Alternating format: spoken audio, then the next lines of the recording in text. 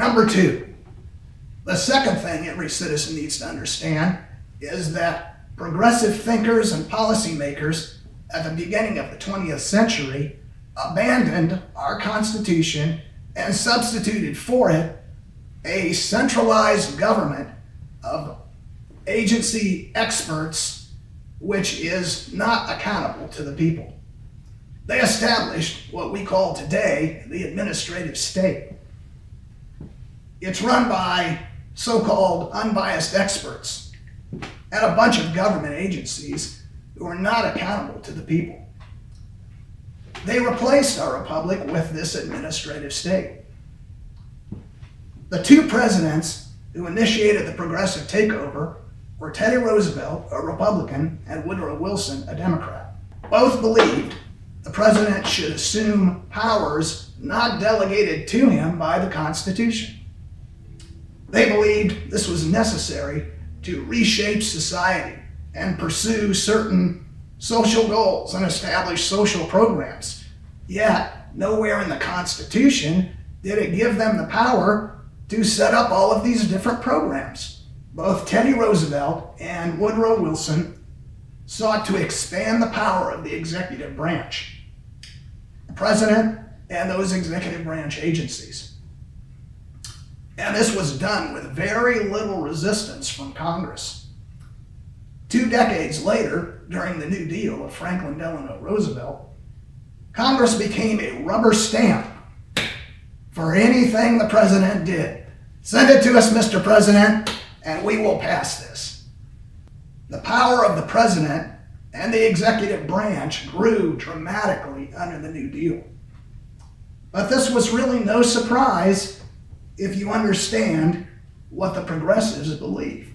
Some of the finest scholarship on the progressives in recent years has come from Hillsdale College.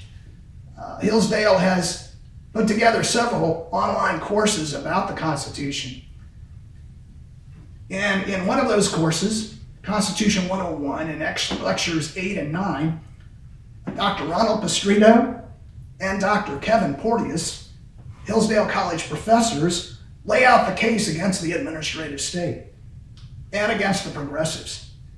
Perhaps one of the most startling things I learned from these courses was the disdain with which the progressives hold our founding principles. In an Independence Day speech before he became president, Woodrow Wilson gave a speech about the Declaration of Independence. And he told the audience if they really wanted to understand the Declaration of Independence, they should skip the preface. You know, that part that has our founding principles, the part that talks about government by consent of the governed, God-given inalienable rights, and all men created equal. He told his audience that's the part you should skip. For Wilson, the Declaration was a historical relic. Its only value was understanding the grievances of the colonists against Great Britain.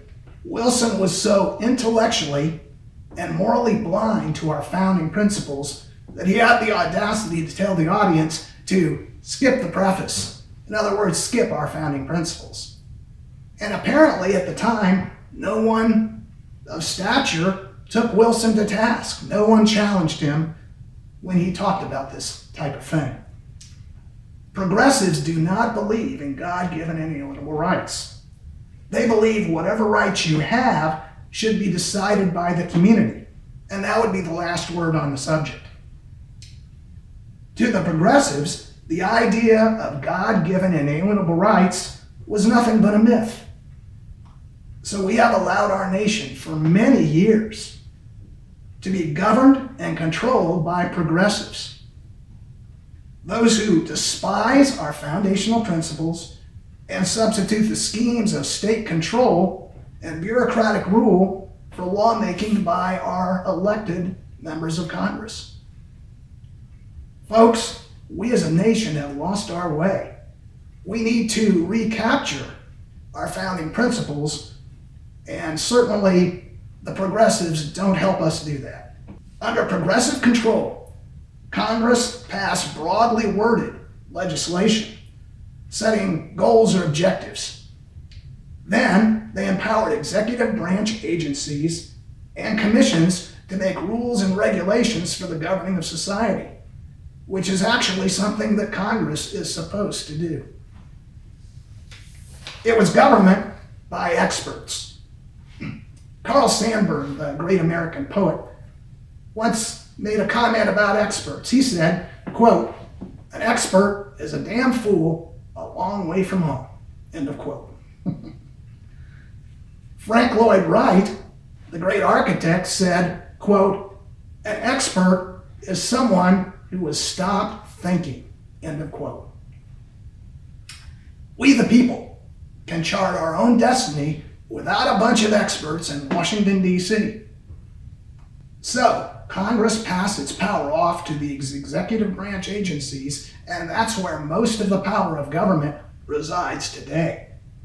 But the people in these agencies are not elected. They do not rule by consent of the governed.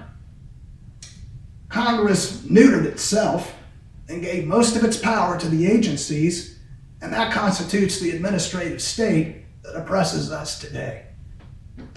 Every citizen needs to understand this fact. And we, the people, need to start replacing current members of Congress with new members of Congress who understand this too.